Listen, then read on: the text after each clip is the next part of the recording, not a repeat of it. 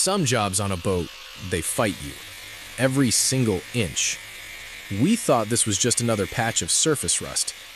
We were wrong. Welcome back to the Technopedia. For the last few weeks, it's all been about the interior, but today we face the beast. The hull is showing her age, and these rust patches aren't just ugly, they're a threat. The plan is simple. Grind it all back to bare metal, treat it with a rust converter, and then lay down a few coats of fresh epoxy primer. It should be a satisfying, straightforward job. Famous last words, right? There's something incredibly satisfying about this part of the job. It's pure destruction and creation all at once. You're peeling back the years of neglect, one layer at a time, searching for that clean, solid steel underneath. And then, that sound. Steel should ring. It should sound alive. This was dead.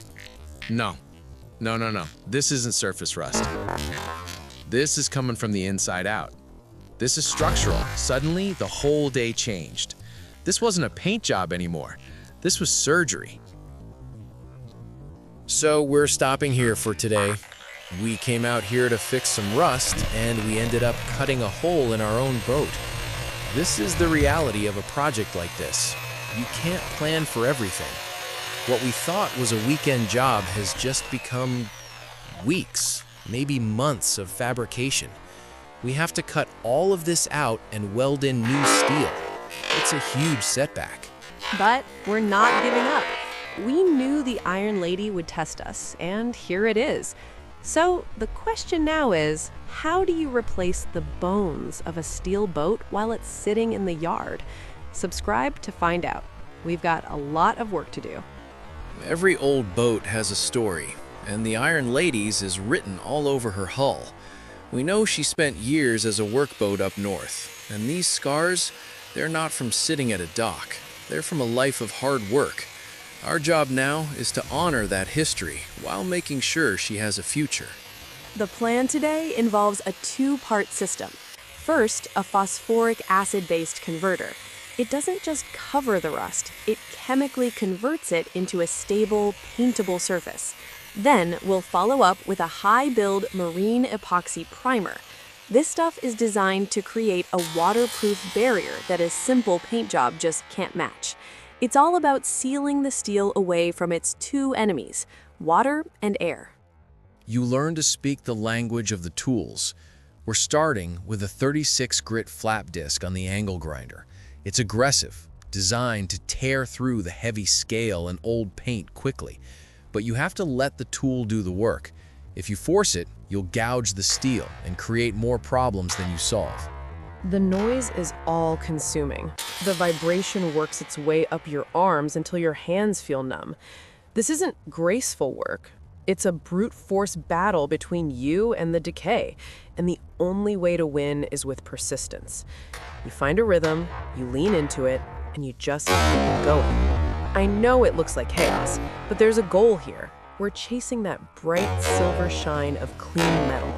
Anything less, any dark spots are hitting, and the rust will just come right back. You can't cut corners here, not if you want it to last. And then, that sound. Steel should ring. It should sound alive. This was dead. At first, I tried to ignore it.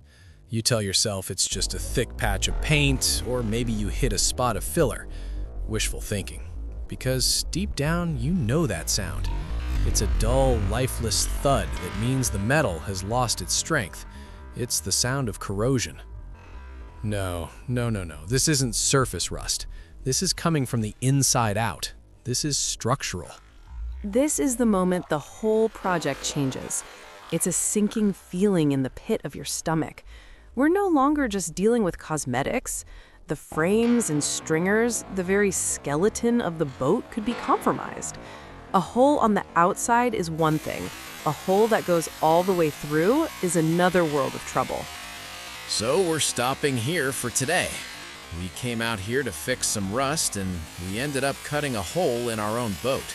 When you take on a project like this, you're not just restoring a boat. You're taking on every decision every previous owner has ever made. A cheap paint job here, a poor repair there, it all adds up, and eventually the bill comes due. Today, we found the bill. So what's the plan? Well, the new plan starts with a cutting wheel. We have to define the edges of the rot, cutting back until we find thick, healthy steel on all sides.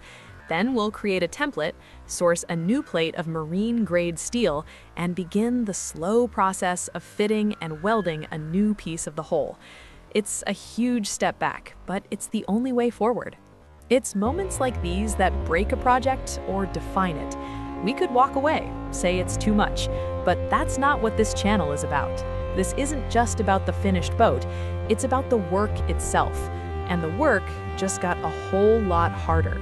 So the question now is, how do you replace the bones of a steel boat while it's sitting in the yard? Subscribe to find out. We've got a lot of work to do.